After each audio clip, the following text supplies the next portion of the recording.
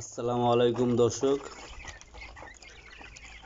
ইনশাল্লাহ 101টা ডিম দিছিলাম, তার মধ্যে 95টা মতন ফুটছে। এগুলো ব্রুডিং কমপ্লিট হয়েছে, সেই সাথে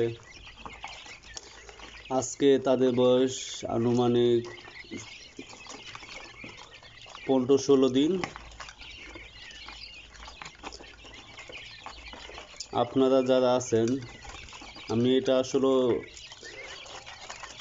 প্রথম অবস্থায় তো ট্রাই করার জন্য আর কি, দেখি কেমন হয়, তার জন্য আর কি 100 ডিম থেকে নিজে যেহেতু ইনকিউবেটর বানাইতে পারি, তাই 100 ডিম দিয়ে আর কি বাচ্চা ফুটিয়ে দেখলাম। ইনশাল্লাহ আমার ইনকিউবেটর রিডিং ভালোই আসছে, 95টা।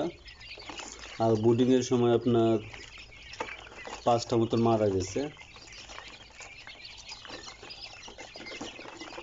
তো আপনারা যারা কোয়েল পাখি পালতে চান, তারা অবশ্যই প্রথমে অল্প দিয়ে শুরু করেন, কারণ অল্প দিয়ে শুরু করলে আপনি এটা দেখাশোনা করতে করতে আপনার একটা অভিজ্ঞতা আসবে। সেই অভিজ্ঞতা আলোকে পরবর্তীতে যখন বড় করে করতে যাবেন, তখন সমস্যাটা কম ফেস করবেন।